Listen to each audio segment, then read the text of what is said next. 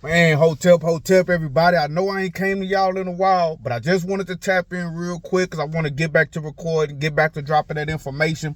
A lot has been going on. You guys know I'm very involved in my community. So I've been doing a lot of things on the ground. I've been working a lot. I'm a real guy, real wife, real children, real family. I've been taking care of the family, but I want to get back to teaching.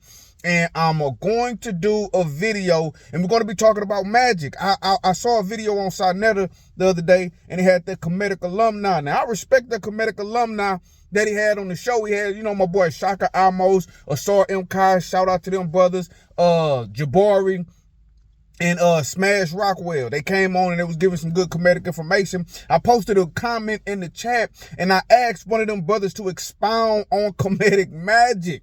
Now, whenever these guys talk about comedic magic, they always shy away from the subject, and they try to act like in Kemet they weren't really casting spells. And now, they didn't have a word magic. They didn't use the word magic how we use the word magic. I get that. It's a different language. But in Kemet in Egypt, they had a word called Heka. Heka is like magic, and you actually have stories of them performing magic. I'm talking about casting spells. I'm talking about building figures out of wax and saying the words of power, magic, and the wax figures coming to life, making sky boats, saying the words of power, and the sky boats able to fly around. They have stories talking about Tahuti, the god Tahuti, or you may know him as Thoth, having a whole spell book, a book of magic that with spells that can control the water, control the birds, control animals, spells that do various things. And so it seems like don't nobody really want to talk about it because it kind of seems taboo. It kind of seems superstitious. And I'm gonna go ahead and start breaking this stuff down myself. Not because I always tell you guys, I don't care what you believe. You were born into this earth. Live your life. Follow your heart. Do you. But I like information. I like talking about history. I like talking about religion. I like talking about spirituality.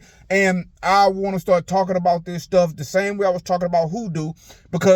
Not because I want you to believe in it or because I want you to try it, just to be aware of what was going on. So I'm going to show you guys a story. We're going to be doing a breakdown on it's called The Legend of Isis and Ra. Isis is a set. And I'm going to be doing a breakdown on that. Okay, I'm going to be doing a breakdown on that. Aset was a powerful, she was one of the Neteru. She was a powerful magician. She learned the words of power directly from Tahuti, aka Thoth. And she wanted to become more powerful. She wanted to have the magic power of the god Ra himself. And in order to gain that power, she had to learn his secret name. Okay, I'm gonna break all of this down, what all of that means, but she had to learn his secret name. So she used magic to create a serpent that could bite Ra, and that's all I'm gonna say right now. I want to actually get into the story, but I'm gonna be doing one, and I'm gonna be breaking down real Egyptian magic. And I'm even gonna show you guys, I have a book at my house by E.A. Wallace Budge called Egyptian Magic. It actually have spells that they found out, or that they found rather, written on papyrus scrolls. Now, some of these spells are spells you can use to obtain a vision from the Neteru, from the gods, where you could use them to obtain a dream from the Neteru or from the gods, and you can interact with the Neteru in your dreams and ask them for certain things. A lot of in Egyptian religion, they would speak to these beings, these Neteru, in their dreams. And throughout almost all cultures, individuals thought that they could receive spiritual information, divine information about the past, present, and future through their dreams. Even in the Bible, Joseph, when he was in Egypt, he was an interpreter of dreams. Remember in the Bible, Joseph was he was sold into slavery. He was thrown into prison. I'm speeding through it because I got to get up out of here. He was thrown into prison, and Pharaoh had a dream. And this dream was a prophecy given to him by God, but it was given to him in his dream. And he called all of the people, the wise men, the magicians, the sorcerers in Egypt. He called them to him and said, interpret the dream. No one could interpret the dream. Someone said, hey, it's a guy named Joseph in jail. He can interpret dreams. Joseph came, interpreted the dream, and that's how in the Bible narrative, Joseph became second in command in Egypt because he could interpret the dream.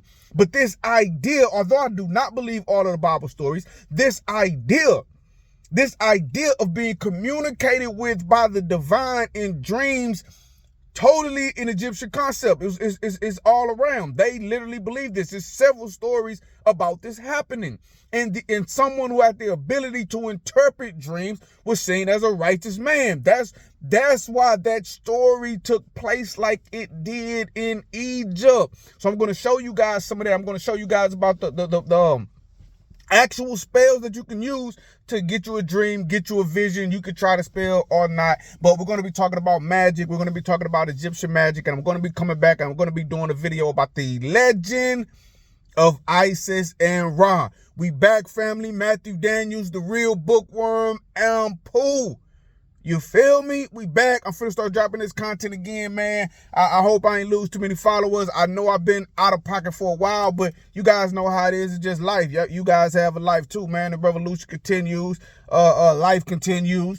But we're going to be coming back to Legend of Isis and Ra. Be looking for that video, man. I love you guys. Stay up. Always strive to do that which is good. Be better than you were yesterday. Hotep, I'm out.